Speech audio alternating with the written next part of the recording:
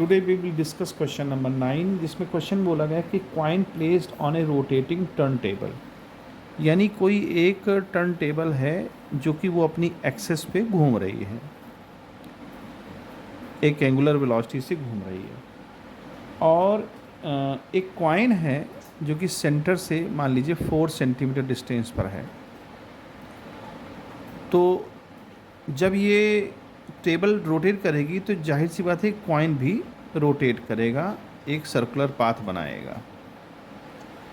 ठीक, तो कहता है कि अगर एंगुलर वेलोसिटी डबल कर दें, ये जो टेबल है इस टेबल की एंगुलर वेलोसिटी का डबल कर दें तो it will just at the distance, यानी कि वो जो पत्थर है यानी स्टोन है वो कहाँ पर आएगा, यानी कहाँ पर होगा अगर ऐसा हो जाए तो देखिए, अगर ये टर्न टेबल पे रखा है और ये घूम रहा है आसानी से, कोई दिक्कत नहीं हो रही है, इसका मतलब इस पर एक सेंट्रीपिटल फोर्स काम कर रहा होगा और उतना ही स्यूडो फोर्स काम कर रहा होगा।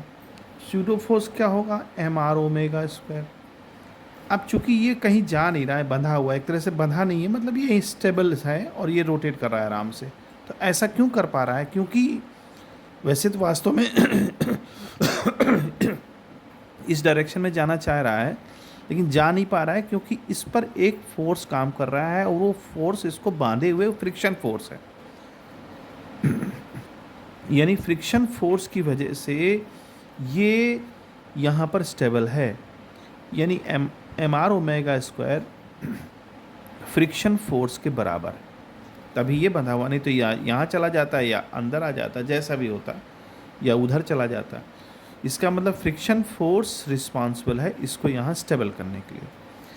अब अगर देखें हम mr ओमेगा स्क्वायर के लिए, तो मास तो कांस्टेंट है, मास तो चेंज हो नहीं रहा है।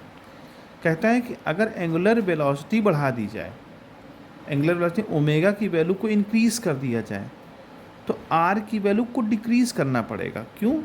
क्योंकि फ्रिक्शन फोर्स तो हमारा उतना ही है, ये लिमिटिंग फ्रिक्शन फोर्स है और फ्रिक्शन फोर्स तो चेंज हो नहीं रहा है, एक मैक्सिमम लिमिटिंग फ्रिक्शन पे ये मूव कर रहा होगा। और अगर आप बढ़ाएं घटाएंगे अगर फोर्स, तो वहाँ पर जो है फ्रिक्शन तो मैक्सिमम आने के बाद तो घटे बढ़ेगा नहीं। मतलब कहने का एक लिमिटिंग है, इसके बाद अब ये फोर्स फ्रिक्शन उतना नहीं काम करेगा, आप कितनी भी स्पीड बढ़ा लें।